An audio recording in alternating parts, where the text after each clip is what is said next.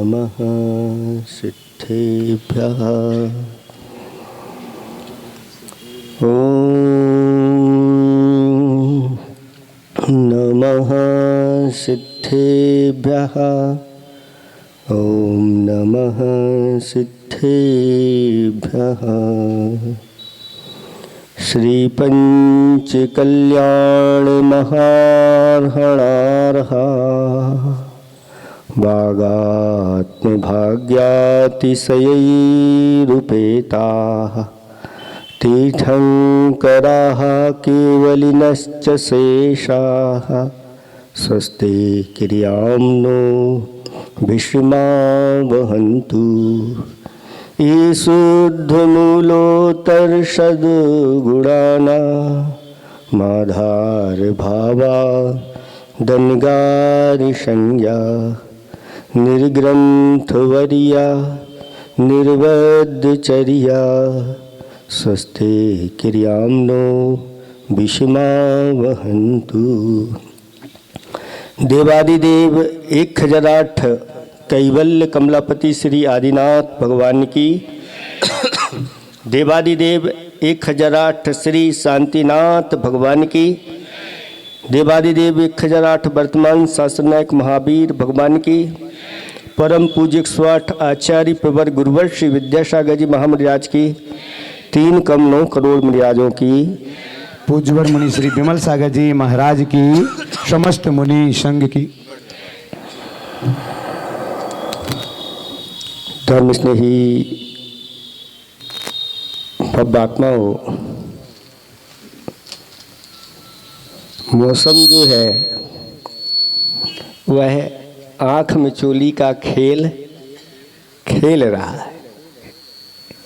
आँखें खोलता है तो धूप कर देता है और आँखें बंद करता है तो छाया हो जाती है। हमारे आचार्य भगवंत कहते हैं कि पूरा का पूरा संसार भी आँख में चोली का एक खेल है। और सुख और दुख दोनों से भरा हुआ है। और इस संसार की जो वास्तविकता को जान लेते हैं, इस संसार में फिर वह रचते पचते नहीं, संसार से उदासीन हो जाते हैं। और जो संसार शरीर भोगों से उदासीन हो जाता है, वही ऐसे समूसण में जाकर के आसीन हो जाते हैं। नहीं तो ये आँख में चोली का खेल अनादिकाल से चल रहा है और अनंत काल तक चलता रहेगा। इसलिए एक हाइकू है, आराध्य मेरे 9 देवता हैं, सो पूजो तो सही। हमारे आराध्य ये 9 देवता हैं, इनको सही ढंग से, सही रीति से, आगम के अनुसार इनकी पूजा अर्चना करता है। एक दिन वो भी ऐसे ही इन 9 देवताओं की श्रेणी में उसका नाम आ जाता है। समोसरण में ये 9 देवता विद्यमान रहते हैं। समोसरण का स्वरूप क्या होता है? तो जब भगवान को केवल ज्ञान की प्राप्ति होती है तो इस पृथ्वी तल से 5000 धनुष ऊपर अधर में भगवान स्थित हो जाते हैं और फिर उनके नीचे समोसरण की रचना होती है, जिस समोसरण में 8 भूमियां होती हैं। और उस समोसरण में सबसे अंतिम भाग में एक ऐसा कोट होता है जिसको धूलिसाल कोट बोला है। और ये कोट कैसा होता है? तो 5 प्रकार के जो रत्न होते हैं उन रत्नों के माध्यम से निर्मित होता है। अब आप लगा सकते हैं कि एक चारों तरफ से इतनी बड़ी दीवार, जैसे आदिनाथ भगवान को ले लें तो उनका 12 योजन का समौसरण था, यानी 144 किलोमीटर उसका विस्तार था। और जब वो कोट बनता है तो फिर गोलाई को लेकर के बनता है, तो उसका विस्तार कितना होता है? तो कहते हैं उसका विस्तार फिर 3 गुना कुछ अधिक वह विस्तार हो जाता है। तो आप लगा सकते हैं कि इतनी बड़ी वह दीवार रत्नमयी रहती है। आप एक छोटे से रत्न खरीदने के लिए, छोटे से हीरे को खरीदने के लिए लाखों करोड़ों दे देते हैं और वहाँ एक पर्वत सा खड़ा हुआ है, और वो भी भगवान की हाइट से 12 गुना ऊंचा होता है। भगवान कितने हाइट के थे? 3000 फीट लगभग है। 500 धनुष की अब है ना, तो 20,000 हाथ है ना, और नहीं 2000 हाथ और 3000 लगभग फीट, 3000 फीट के भगवान। अब उनको 12 से गुणा करो तो 12 × 36,000 फीट ऊंचा वह पहले नंबर का कौन सा कोट होता है? धूलिसाल कोट होता है। ये सब पूरा रत्नमयी है, और उसमें चारों दिशाओं में 4 गोपुर द्वार रहते हैं। इंद्र नीलमणि की पृथ्वी के ऊपर वह समोषण रहता है, पूरी की पूरी एक शिला, 144 किलोमीटर का उसका व्यास वाली वह शिला रहती है, और उसके ऊपर ही रचना होती है। और उस गोपुर द्वार में भी अनेक प्रकार के धूपघट और 9 निधियाँ, अनेक प्रकार के तोरण द्वार आदि आदि से सुसज्जित वह समौसरण होता है।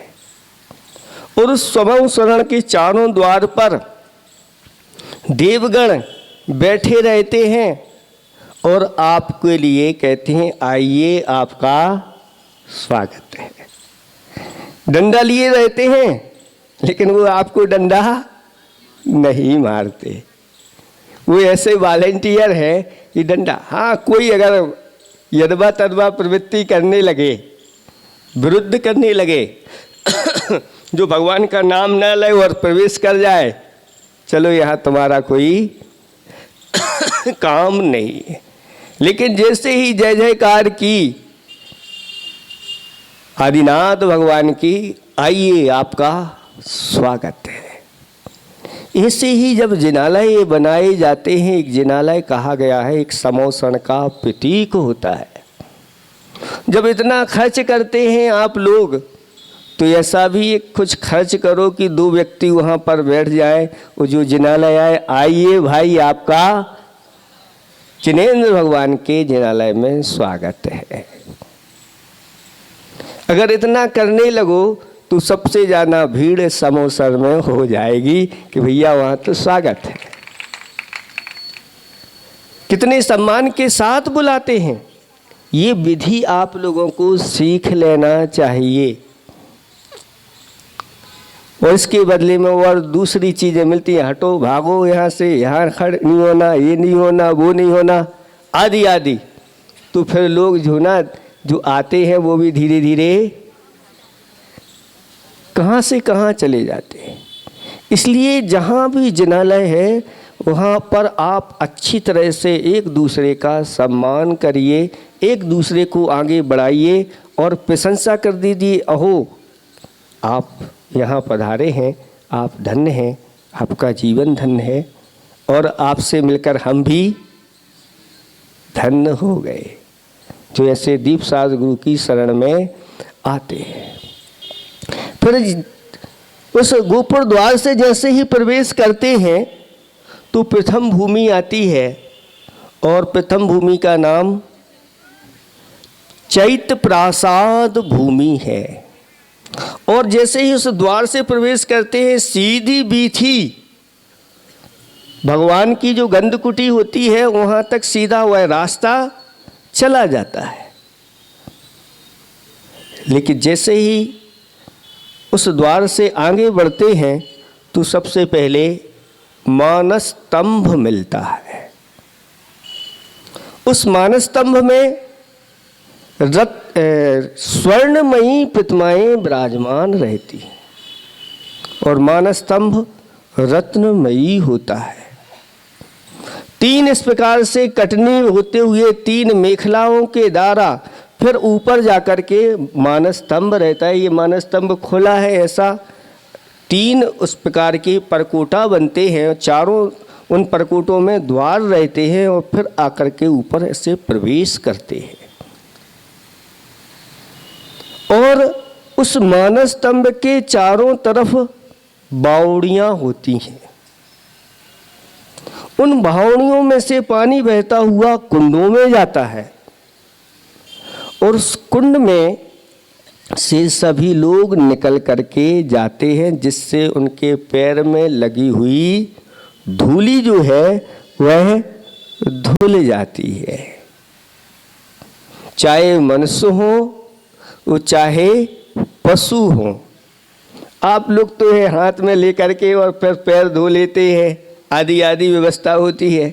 स्त्रियंच क्या करें, तो उनके लिए इस प्रकार से कुंड बने हैं, उन्हीं में से निकल जाते हैं। उनके खुरों में लगी हुई जो धूली आदि होती है वह धुल जाती है और आगे बढ़ जाते हैं। यही विधि आप लोगों के लिए भी बताई गई है कि जब मंदिर में प्रवेश करते हैं तो पैरों में जो लगी हुई धूली है उसको धो लेना चाहिए। इसका अर्थ ये होता है कि पैरों में अब कुछ पहन करके आपको नहीं आना है। जब पैरों में कुछ पहन करके नहीं आओगे तभी तो धूली लगेगी, और जब पहन करके आओगे तो पैरों में क्या धूली लगेगी। ये संकेत करते हैं कि मंदिर नग्न पैर ही आना चाहिए। और जब आप नग्न पैर आते हैं तो नीचे देख करके आएंगे, और नीचे देख करके जब आओगे तो छोटे छोटे ऐसे भी जीव होते हैं। हम लोग जब विहार करते हैं तो काली मिट्टी है और काले रंग के इतने छोटे छोटे चने बराबर मेंढक जब थोड़ी सी आहट मिलती है, जब उछल करते हैं तब पता चलता है कि यहाँ मेंढक है। और ऐसे मेंढक समूर्छन मेंढक हैं। और ऐसे मेंढक अगर मान लो मंदिर भी आ रहे हैं, और आपको कथा तो पता ही है मेंढक की कि समोसरण में गया था, ऐसे ही कोई छोटा सा मेंढक मंदिर में आ रहा है और आप गाड़ी से आ रहे हो, आपको क्या दिखेगा, चला जाता है। इसलिए पैरों को धोने का विधान यही बताया गया कि देख करके आप लोग आओगे बिना जूते चप्पल के, और रास्ते में जीवों की रक्षा होगी। और एक आपका लक्ष्य भी होगा कि मैं जिनालय जा रहा हूँ, हाथ में आपके कोई द्रव्य है तो और भावना बढ़ती चली जाती है, वहीं से उसका पुण्य ऐसा संचय हो जाता है, गुणित क्रम से वह पुण्य का संचय करने वाला होता है, ऐसा शास्त्रों में वर्णन लिखा हुआ है। अभी बीच में कुछ इस प्रकार की भी व्यवस्था चली थी, लोग इस प्रकार के कपड़े पहनने लगे थे कि वह पूरा धरती को ही साफ करते हुए वह पहनते, खचोरा पैंट है ना, जितना कूड़ा कचरा है वो खचोरते हुए घसीटते हुए वह ले आते थे। अब ऐसे अगर आप कपड़े पहन करके आते हैं जो धरती का स्पर्श करते हुए आ रहे हैं तो पैर धोएंगे, तो इसके साथ साथ आपको अपने कपड़े भी व्यवस्था है। आप समझिए, आप अपनी बुद्धि का सही सही सदुपयोग करिए, विवेक लगाइए कि ये करने योग्य है कि नहीं करने योग्य है। ऐसा नहीं देखा सीखी जो देखते हैं वैसे ही करते चले जाते हैं, तो इस प्रकार से आप मत करिए। भाग रही है दुनिया तो अपन भी भागो। जब छोटे थे, बचपन में पढ़ते थे, एक सहायक वाचन नाम की पुस्तक चलती थी। उसमें भी ऐसी ही एक कथा आती थी कि एक किसी के ऊपर खरगोश है या कोई जानवर है, उसके ऊपर सिर पर कुछ गिरा, वृक्ष से कोई फल आदि गिरा और उसके सिर पर बहुत जोर से लगा हुआ है। घबरा गया, भयभीत, और उसने भागना प्रारंभ कर दिया। और वह भागता हुआ इतनी तेजी से जा रहा था। दूसरे ने पूछा, कहाँ भाग रहे? भैया ये आकाश से गिरने वाला है और हम तो भाग रहे हैं, जहाँ शरण मिलेगी तो भागते जाओ। सबको बताते गए और सब भागने लगे। आखिर एक बार सियार मिल गया, वह होशियार था। उसने पूछ लिया, भैया आप बताओ सही सही बात क्या है? रुको, कहाँ बैठे थे? उस वृक्ष के नीचे बैठे थे। हमारे ऊपर कुछ गिरा तो हमें ऐसा लगा कि ऊपर से अब पूरा आकाश ही, अभी तो थोड़ा सा उसका टूटा हुआ हिस्सा है, वो पूरा गिरेगा। तो ऐसे भागने लग जाते हैं। हम भी आज इस कलयुग में ऐसे ही हमारी दौड़ लग रही है। एक हाइकू है, ओ कलयुगी रेस, ओ कलयुगी रेस, छोटी वृत्ति औ छोटी है ड्रेस।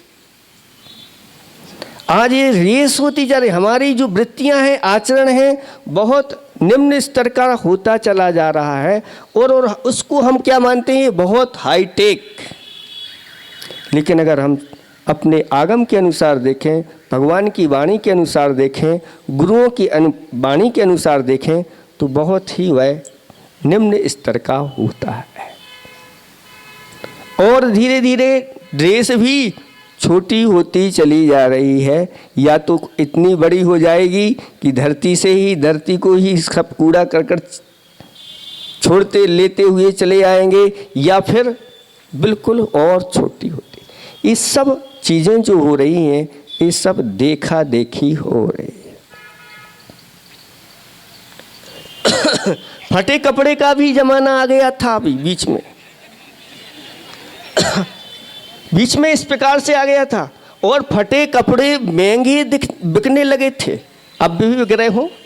अब ऐसा कहा गया, पहले उस समय थोड़ा सा अगर कुछ कपड़ा फट जाता था तो उसको छिपा करके पैंट शर्ट पहनते थे, तो पीछे से पैंट जो है थोड़ा सा अगर छिल गया तो आपकी जो अंदर जो शर्ट रहती थी वो बाहर आ जाती थी, यानी उसको ढक लेते थे।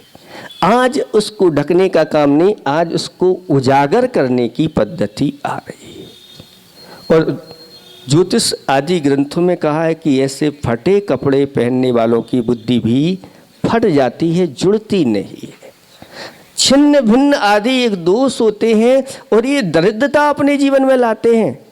धन की भी दरिद्रता और मन की भी दरिद्रता और वचनों में भी दरिद्रता, आचरण की भी दरिद्रता का ये सूचक ऐसा कहा गया है। इसी प्रकार से और भी खुले वालों की पद्धति चलने लगी। आज देखो कितनी माताएं बहनें सिर उघाड़ करके ही बैठी हुई। एक हाइकू हमने पढ़ा था, आप बुरा नहीं मानना, कि सिर ढके जो वो स्त्री मोरसी नहीं तो ढोरसी है।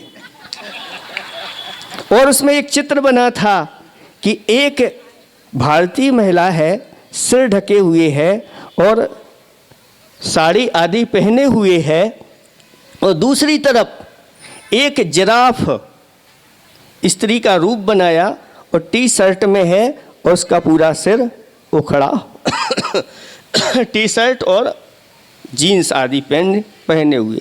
दोनों को यहाँ पर चित्रण में एक मोर को बनाया गया और एक तरफ जिराफ को बनाया गया और दोनों चित्र को रखा गया। और वास्तव में वो हकीकत बताने वाली चीज़ें। ऐसा कहा गया है ज्योतिष शास्त्रों में कि अगर आप कहीं घर से बाहर जा रहे हो और खुले बाल वाली महिला दिख जाए तो समझ लेना आपकी यात्रा अशुभ होगी।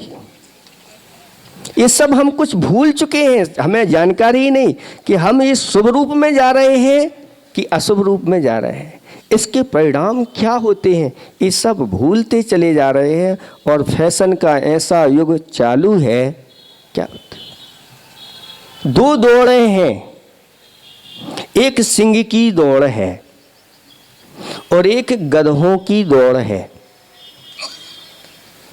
अब देखें, दोनों दौड़ हैं और दोनों दौड़ में क्या हुआ कि एक सिंह गधों की दौड़ में शामिल हो गया और एक गधा वहां से निकल करके सिंह की दौड़ में शामिल हो गया और दोनों की दौड़ हुई। तब जहां सिंह की दौड़ हो और एक गधा शामिल हो जाए तो उसको किसकी दौड़ मानी जाएगी? ये सिंहों की दौड़ है। गधा भी शामिल है तो लोग कहेंगे ये सिंहों की दौड़ है, और गधा कोई भी पीठ ठोकेंगे, वाह तू भी क्या सिंह है। तो उनमें भी शामिल होकर के भले ही हार गया कोई बात नहीं, लेकिन उसकी पीठ ठोकी जाएगी और सिंह को, उसको सिंह जैसा ही कहा जाएगा। एक जो गधों की दौड़ में शामिल हो गया सिंह और जाकर के छलांग लगा करके सबसे आगे विजय प्राप्त हो गई और उसको टाइटल दिया गया एक गधों में शिरोमणि, ये दौड़ में फर्स्ट आ गया, गधा शिरोमणि उसको उपमा दी गई। अब ऐसी दौड़ अगर हम अविवेक के साथ लगाते हैं तो क्या जीवन का होगा। ये सारे आपको वो उदाहरण दिए जा रहे हैं, ये सब आप सबके जीवन में ऐसी चीज़ें घट रही हैं, इसलिए इनको इस प्रकार का दृष्टांत बना करके सामने रखा जा रहा है। तो पैर धोने की ये व्यवस्था है, साथ साथ में ये भी व्यवस्था मंदिरों की, जहाँ मंदिर के मुख्य द्वार होते हैं वहीं पर आप लोग जाकर के जूता चप्पल आदि उतारते हैं। उतारते कि नहीं उतारते? जहां 3 लोग के नाथ की दृष्टि पड़ रही है, ऐसी वह पवित्र भूमि द्वार कैसा होना चाहिए? सुसज्जित होना चाहिए, मंगल चूर्ण आदि जहां डले हों, रंगोली आदि डली हों, मालाएं आदि ध्वजा आदि से सुशोभित हों द्वार के आंगन में, इस प्रकार का वस्तुएं ही हों, वो मांगलिक द्वार कहलाता है। और ऐसे जिनेंद्र भगवान के द्वार के ऊपर आकर के सामने ही आप अगर जूते चप्पल उतार रहे हो तो आप सच्चे जिनेंद्र भगवान के भक्त कहलाते हो। क्या भक्त हो? बोलो। फिर ये तो प्रतिदिन कर रहे हैं आप लोग हैं। जूता चप्पल पहन करके उतारना नहीं चाहते, अभिषेक भी देख लेते हैं, सारी चीज़ें कर लेते हैं। कुछ लोग तो उन्हीं पर बैठ करके और प्रवचन भी सुन लेते हैं। इससे अच्छी व्यवस्था और क्या होगी। और किसी ने तो ऐसा भी सुनाया था कि भैया ऐसे भी लोग आ जाते हैं जो मंदिर में बैठते हैं और जूते चप्पल जो है ना बाहर नए खरीदे हैं, अच्छे विशेष कीमती हैं, तो भगवान से भी उनकी दृष्टि मिलती है और उधर से भी उनकी दृष्टि मिलती है। और कई लोग तो प्रार्थना भी करते हैं, भगवान मैं आपका परम भक्त हूँ, डेली आता हूँ, भगवान आप भी ख्याल कोई लेना। ये सी भी बुद्धि चल जाती है, ये सब अविवेक पूर्ण बुद्धि कहलाती है। इस प्रकार की बुद्धि से बचना है। और अभी तक जब भी मंदिर में जाओ तो जस्ट मंदिर के सामने कभी भी जूता चप्पल नहीं, आजू बाजू में कहीं भी रख दो, आप रख सकते हैं। और अभी तक आपने ऐसा किया है तो उसका प्रायश्चित क्या हो सकता है?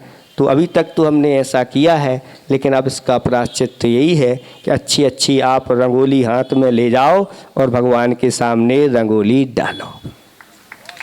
इससे आपका जो किया हुआ अपराध है वह धुल जाएगा। कहते हैं जो 3 लोक के नाथ के द्वार के सामने रंगोली डालता है उसके लिए ऐसे भवन मिलते हैं कि उसके यहाँ दास दासियाँ रंगोली रत्नों की डालते रहते हैं और खड़े रहते हैं जो 3 लोक के द्वार के सामने रंगोली डालता है। ये व्यवस्था है, हम भूल गए, सब प्रमाद चलता चला जा रहा है, कुछ करना नहीं चाहते। और ये प्रमाद ही हमारे लिए सबसे बड़ा शत्रु बन करके आता है। शास्त्रों में कहा कि हमारा सबसे बड़ा शत्रु है तो प्रमाद है, इस प्रमाद को आपको छोड़ना है। ऐसे ही सर्वप्रथम जो भूमि आती है चैत्य प्रासाद नाम की भूमि कहलाती है। उसमें 9 देवता में चैत्य भी है और चैत्यालय भी रहते हैं। फिर इसके बाद क्रम से आगे बढ़ते चले जाते हैं तो फिर दूसरे नंबर की जो भूमि आती है उसको नाम दिया खातिका भूमि। उसमें निर्मल जल भरा रहता है, हंस आदि कीड़ा करते रहते हैं और कमल उसमें खिले रहते हैं, सहस्त्र दल कमल। उसको देखते हुए लोग आगे बढ़ते चले जाते हैं और आगे जाते हैं तो फिर इसके बाद फिर ऐसा भी बताया गया है कि कोट के बाद बीचों बीचों में जहाँ जहाँ रास्ते गली रहते हैं, जो भूमियाँ होती हैं, वहाँ वेदी की भी व्यवस्था बनाई गई है। सालोथ वेदी रथ वेदी रथोपी सालो, ऐसा कहा गया है कि वेदी भी रहती। तो वेदी कैसी रहती है? वह गोलाकार वेदी रहती है, 3 कटनी, और उस पर 3 इस प्रकार के जो आपके कोट आदि बने रहते हैं उन वेदियों में, और उन वेदियों में जाकर के श्री जी की प्रतिमा विराजमान होती है। फिर ऐसे आगे बढ़ते हुए लता भूमि आती है और लता भूमि में अनेक प्रकार की सुगंधित पुष्पों से युक्त लताएं मंडप आदि बने रहते हैं। वहाँ जाकर के देवगण विश्राम करते हैं। फिर इसके बाद एक कोट और आता है। अभी तो आपने इस कोट का नाम सुना था कि ये धूलीसाल कोट, और धूलीसाल कोट में ये रत्नों से बना हुआ। अब दूसरे नंबर का जो कोट आता है वह स्वर्ण का कोट होता है, पूरा का पूरा स्वर्ण से बना हुआ, चारों ओर रांड लगाता हुआ पर्वत सा वह खड़ा रहता है, और उसमें इसी प्रकार की व्यवस्था आदि आदि रहती है। नाट्यशालाओं की व्यवस्थाएं भी बताई हैं कि पूरे के पूरे समोषण में 32 नाट्यशालाएं होती हैं, जहाँ अप्सराएं नृत्य करती हुई भगवान के पंचकल्याण का अभिनय करती हुई और वह वहाँ पर रहती हैं, ऐसी व्यवस्था होती है। फिर इसके बाद जाकर के चौथी भूमि आती है जिसको उपवन भूमि बोला है। उस उपवन भूमि के जस्ट सामने जो आपकी बीथी गली रहती है, वहाँ पर सिद्ध वृक्ष, इस प्रकार के वृक्ष रहते हैं जहाँ सिद्धों की प्रतिमाएं विराजमान होती हैं। वही 9 देवता में एक सिद्धों का प्रतीक उनको रख दिया गया है। और जो चौथी भूमि उपवन भूमि होती है, उस उपवन भूमि में बावड़ी बनी रहती हैं। उन बावड़ी में अगर कोई स्नान कर ले तो उसके 3 भाव आगे पीछे का और वर्तमान का झलकने लगता है। वो बावड़ियों की व्यवस्था ऐसी रहती है। और उन वृक्षों में भी चैत्य वृक्ष भी वहाँ पर पाए जाते हैं, जिनके मूल भाग में ये चैत्य प्रतिमाएं विद्यमान रहती हैं। ऐसे करते हुए आगे बढ़ते चले जाते हैं। 5वीं भूमि ध्वज भूमि आती है, जहाँ पर 10 प्रकार की ध्वजाएं लगी रहती, 10 प्रकार के चिन्हों से युक्त पंचवर्ण वाली ध्वजाएं होती हैं। चिन्ह कौन कौन से रहते? तो अनेक प्रकार के वृषभ के चिन्ह से युक्त रहते हैं, हाथी के चिन्ह से युक्त रहते हैं, मालाओं के चिन्ह से रहते हैं, और भी चक्र आदि के चिन्ह उस पर बने रहते हैं। ऐसी 470 880 यानी 4,70,880 लघु और महा सब मिला करके ध्वजाएं फहराती रहती हैं, और ध्वजाएं प्रत्येक ध्वजा स्वर्ण के दंड में लगी रहती हैं। ऐसी वहाँ की व्यवस्था है, और ये व्यवस्था चलती चली जाती है और आगे बढ़ते चले जाते हैं। तो फिर इसके बाद ध्वज भूमि के बाद फिर एक कोट आता है। वो कोट किसका है? वह रजतमयी पूरा का पूरा कोट होता है। 4 कोट का वर्णन आया है इसमें, एक रत्नों का, एक सोने का और एक ये चांदी का रजत कोट बना रहता है। फिर इसके बाद छठवीं भूमि आती है, उसको कहा है कल्प वृक्ष भूमि होती है, जहाँ 10 प्रकार की कल्प वृक्ष रहते हैं, और उनसे जो कल्पना करो समूह शरण में वो चीज़ उनको प्राप्त हो जाती है। ऐसी वह भूमि रहती है। फिर आगे की भूमि और बढ़ते हैं तो सप्तम भूमि आती है, जिसको भवन भूमि बोला गया है। उसमें भवन बने रहते हैं, उन भवनों में भी चैत्य विराजमान रहते हैं, यानी प्रतिमा आदि विराजमान रहती हैं। मंडप, सभा मंडप आदि भी वहाँ बने रहते हैं अनेक प्रकार के। और इस सप्तम भूमि में 72 स्तूप हुआ करते हैं। वह रत्नमयी स्वर्णमयी स्तूप हुआ करते हैं। उन स्तूपों के दर्शन अभव्य जीव नहीं कर पाता। अभव्य की पहुँच इस सप्तम पृथ्वी तक ही होती है, बस यहाँ तक ही जा सकता है। यानी अभव्य जहाँ 12 सभाएं होती हैं भगवान की, जहाँ 3 कटनियाँ और भगवान विराजमान होते हैं, उसमें प्रवेश अभव्य का नहीं होता। कहीं कहीं ये भी लिखा हुआ है कि मिथ्या दृष्टि जीव समूह शरण में, यानी भगवान की जहाँ सभा है वहाँ नहीं जाते। तो वो किस प्रकार से लगाना, उसको इस प्रकार से लगाना कि जो तीव्र मिथ्या दृष्टि होते हैं वो नहीं जाते, यानी भद्र मिथ्या